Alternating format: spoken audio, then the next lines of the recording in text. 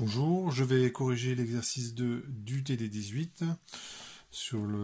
Là, c'est un rail de Laplace qui est vertical, donc l'accélération de la pesanteur est comme ceci.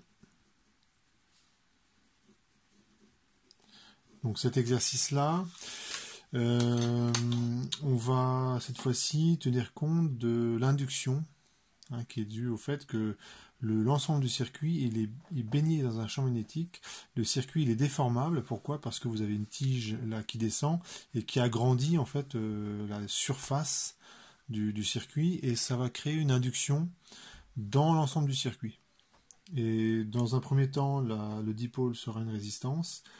Et puis on pourra, en changeant qu'une seule équation, remplacer la résistance par un condensateur, puis par une bobine.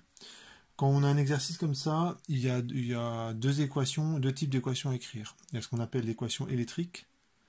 Alors, pourquoi est-ce qu'il y a deux types d'équations à écrire? Parce que ce genre de système, ça vous fait un couplage électromécanique. C'est-à-dire qu'un mouvement va provoquer, va alimenter un circuit électrique. C'est ce qui est utilisé par exemple dans les centrales électriques pour produire du courant, en passage. Et inversement, s'il y a un courant, ça a une conséquence au niveau mécanique. Donc on parle de couplage électromécanique. Et donc forcément, il y a deux pendants à ça. Il y a d'un côté le pendant électrique, donc il faudra écrire une équation électrique. Donc il faudra faire un schéma équivalent de ce truc-là, mais un schéma électrique équivalent.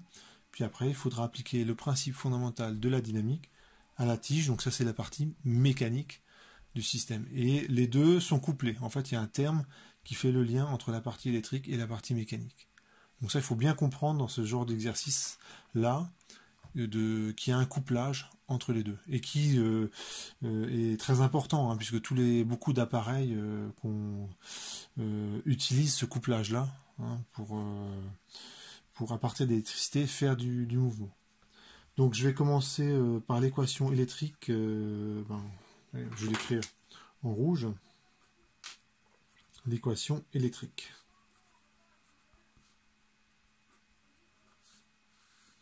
Alors pour faire l'équation électrique, ce que je vais faire, c'est que je vais faire le schéma équivalent. Donc le schéma équivalent, c'est les électrons, c'est un métal, ils circulent comme ceci. Donc la partie qui dépasse là, je m'en fiche complètement, parce que c'est un cul-de-sac pour les électrons. Donc les électrons qui arriveraient comme ceci, ils vont pas par là, ils vont forcément par là.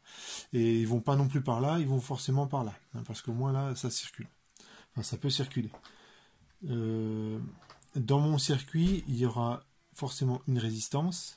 Il faudra rajouter une force électromotrice qui est due à l'induction, à la loi de Faraday, et que je vais appliquer dans un instant. Donc mon circuit électrique il ressemble à ça.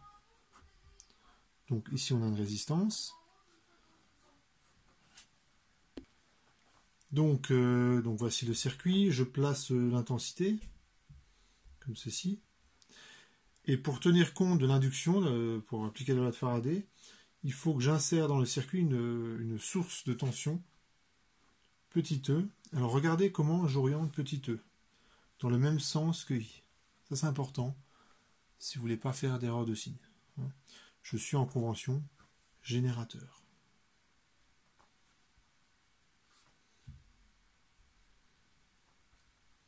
Convention générateur. Et une fois que j'ai dit ça, je peux appliquer la loi de Faraday. Je l'écris ici. E, ça fait moins d2φ sur d2t.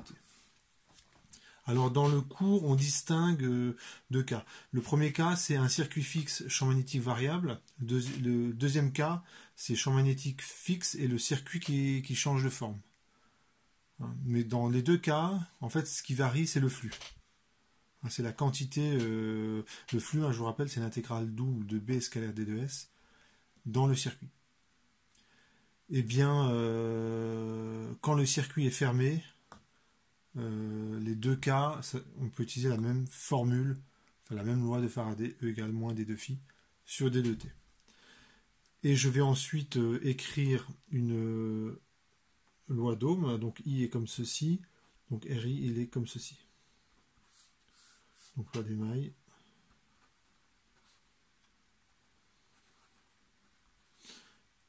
c'est E moins RI égale à 0. Et E, ça vaut quoi? Et bien, c'est simplement égal à X, qui est Z, pardon, excusez-moi, Z fois A. Donc le flux, ici, c'est Z fois A fois B. Z fois A, c'est la surface. Hein. A, c'est la distance entre là et là. Z, c'est cette longueur-là, qui est positive. Hein. Donc c'est la surface qui est là. Fois B, donc ça c'est le flux. Attention, il peut y avoir une erreur de signe.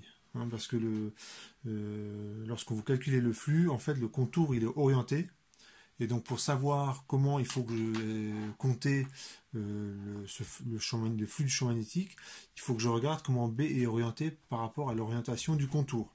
Donc le contour, il est orienté par rapport à l'orientation de I. D'accord? Donc c'est vraiment, ça c'est super important.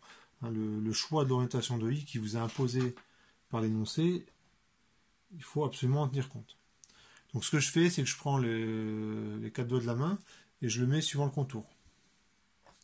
Hein, donc si vous regardez, effectivement, le courant, il tourne comme ceci. Bon, là, je ne fais pas très bien, mais regardez comment est mon pouce, il est vers le bas, il rentre dans la feuille. D'accord? Donc il rentre dans la feuille opposée à B. B, par contre, lui, il sort de la feuille.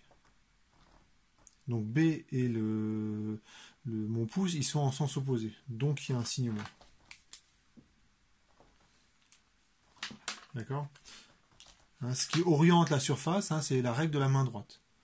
Et donc mon pouce, il donne l'orientation de la surface. Hein, il donne un vecteur qui est en gros perpendiculaire à la surface. Ben, ici c'est perpendiculaire à la surface parce que mon circuit, il est bien rectiligne. Mais si le circuit n'était pas parfaitement rectiligne, s'il était un peu de travers, en gros le pouce, ça va donner en gros dans quel sens il faut compter le champ magnétique. Donc dans les exercices, évidemment, on fait exprès de toujours de se placer dans des géométries qui sont simples, hein, pour que le calcul du flux soit simple. Donc finalement, je me retrouve avec ceci et ça fait A fois B fois Z point. Donc finalement, j'ai cette équation-là, et quand je les mets ensemble, ben, je trouve que I, ça vaut quoi I? Ça vaut E sur R, donc c'est A, B, Z point sur R.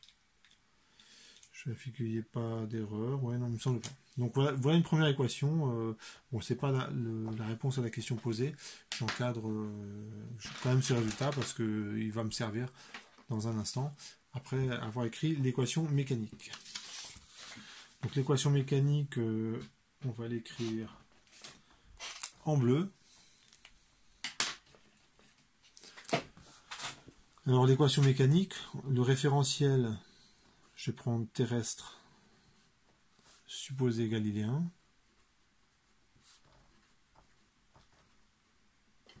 Le système,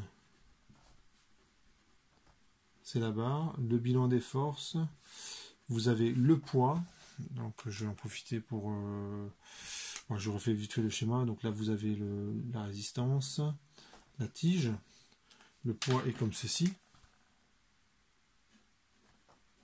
Vers le bas, évidemment. La force de la place, donc ce que je vais faire, c'est que je vais faire comme si I était positif. Et je sais que la force de la place, dans des géométries hyper simples comme ça, c'est I fois B fois la longueur. Et pour savoir si c'est vers le haut ou vers le bas, eh ben on prend la règle de la main droite, je mets I suivant le courant. Et bien sûr, je ne m'intéresse qu'à la force de la place sur ce segment-là. Hein, bien sûr qu'il y a une force de la place qui agit sur ce rail-là et sur ce rail-là, mais je m'en fiche parce que ces rails, ils sont fixés. Ils sont fixes, donc de toute façon, ils ne bougent pas. Et en plus, c'est mon système, c'est la barre. Donc de toute façon, je ne m'intéresse pas du tout à la force de la place sur les montants, hein, sur les rails. Je ne m'intéresse qu'à la force de la place sur cette portion-là. D'accord, ça c'est important. Donc I dl, vectoriel B, donc B est vers le haut, donc la force de la place, c'est dirigé par le majeur, qui est ici, et donc la force de la place est vers le haut.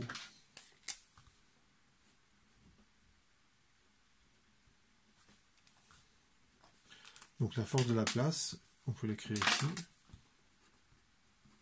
c'est I fois B. A, c'est la longueur, enfin c'est la distance entre les deux rails, suivant Z avec un signe moins. Voilà. L'axe des Z, je vous rappelle, il est descendant. Donc là, j'utilise la règle de la main droite parce que on va dire, c'était quand même des géométries super simples. Et donc, voilà, moi, j'essaie de faire les choses simplement, tout simplement. Il n'y a pas d'autre force qui agit. La réaction du support, il y en a certainement une, mais de toute façon, il n'y a pas de frottement. Donc, si elle agit, c'est pas suivant l'axe Z. Donc, je vais faire comme si il n'y en avait pas. Donc, pas de frottement. Et la barre, comme c'est vertical, elle arrive quand même à se déplacer verticalement tout en maintenant un contact électrique avec les rails. Donc, je peux appliquer le PFD.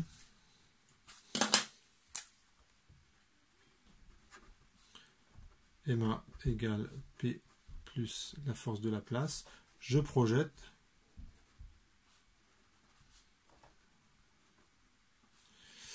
Ça fait MG moins IPA.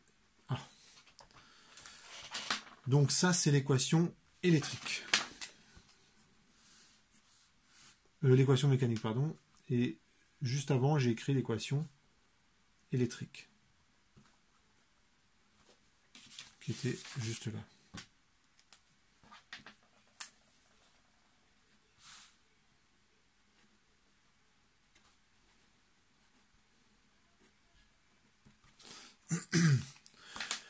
Et bien, ce que vous avez à faire, tout simplement, c'est prendre l'expression de I et la réinjecter là-dedans. Et en faisant ça, j'aurai plus que du Z. Et donc, j'aurai l'équation différentielle vérifiée par Z. Donc, on réinjecte I dans l'équation mécanique, dans l'équation ci-dessus.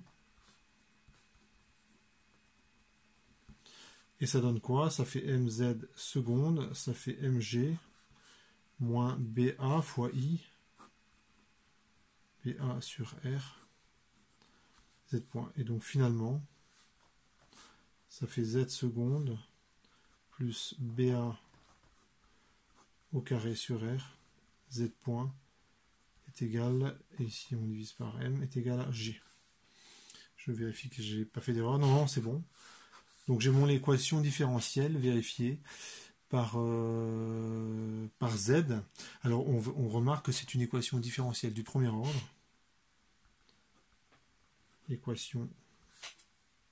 Voilà, c'est une équation différentielle du premier ordre en z point. J'aurais pu également dire que c'est une équation différentielle du second ordre en z. Alors moi je préfère quand même les équations différentielles du premier ordre, elles sont un petit peu plus faciles à résoudre. Donc rapidement, ça donne ceci. Donc z1 point de t, ça fait a exponentielle moins t sur tau, ou 1 sur tau, c'est ce truc-là. D'accord?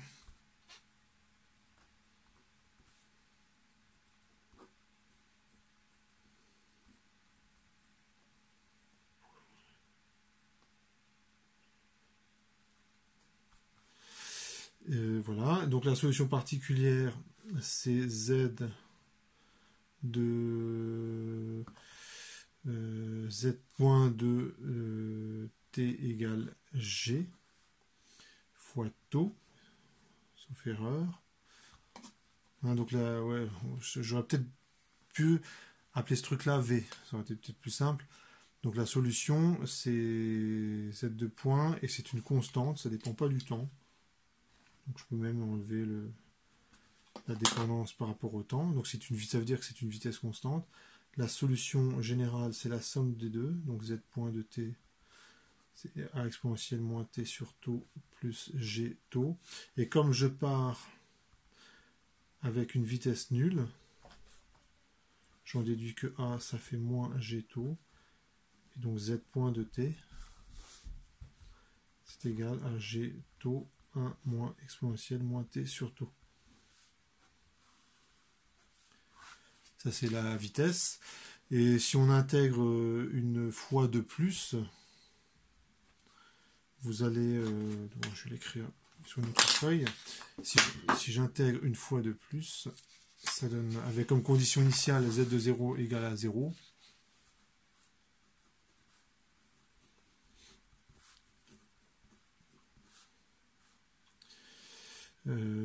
Plus G taux carré exponentielle moins T sur taux, plus une constante. Donc c'est forcément, hein, quand je prends une primitive, c'est à une constante près. Et la condition initiale,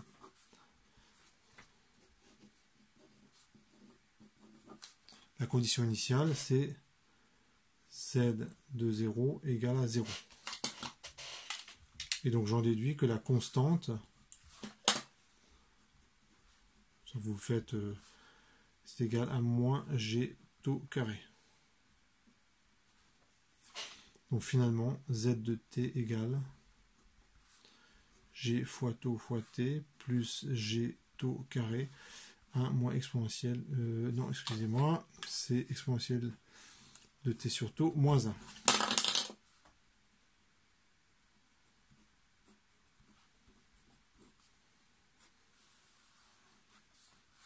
Et quand on trace la courbe, ça donne un truc comme ça.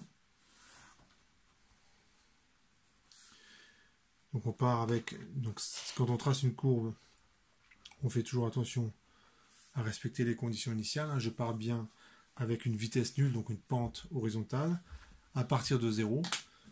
Et la courbe, elle ressemble à ça.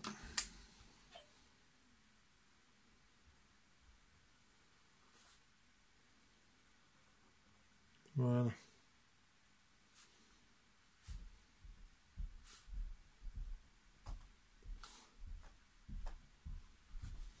Ça ressemble à ça.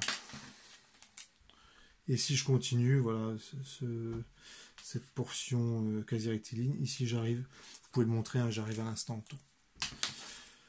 Donc ça correspondrait en fait à le temps caractéristique qu'on met pour atteindre la vitesse constante, bah, c'est typiquement tout. Voilà pour cette partie-là où on a une résistance nulle. Voilà, je n'ai fait que la question 1 hein, dans cet exercice-là. Et la question 2, on vous demande, mais que se passe-t-il si je prends une résistance nulle? Si je prends une résistance nulle, ce qui va se passer, alors c'est pas forcément évident de deviner ce qui se passe. Ce qu'on peut regarder, c'est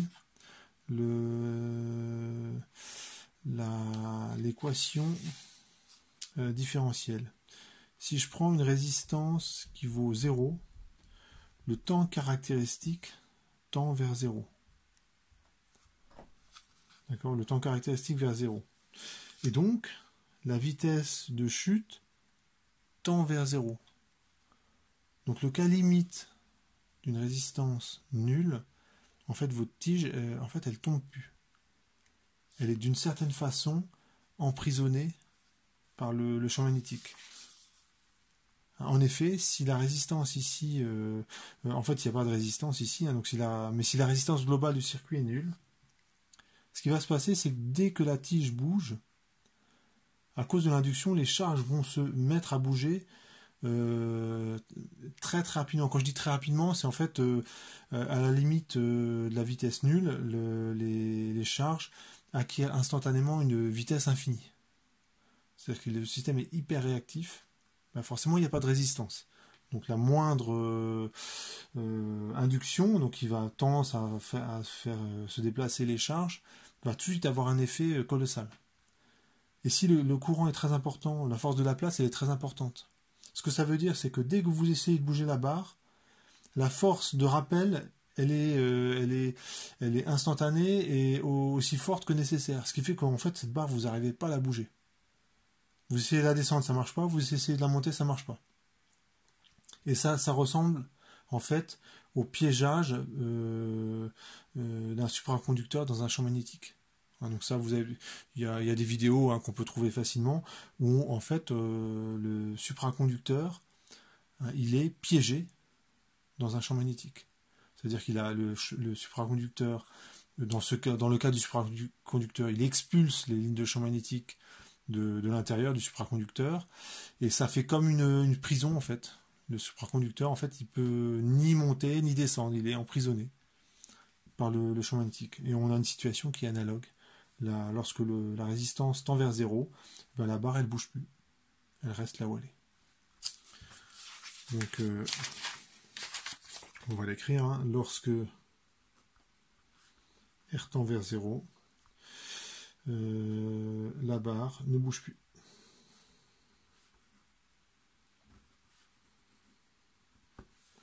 Voilà. Donc je vais la suite de l'exercice, les questions 3 et 4, où on va considérer le cas d'un condensateur et d'une bobine, je le fais dans une deuxième vidéo.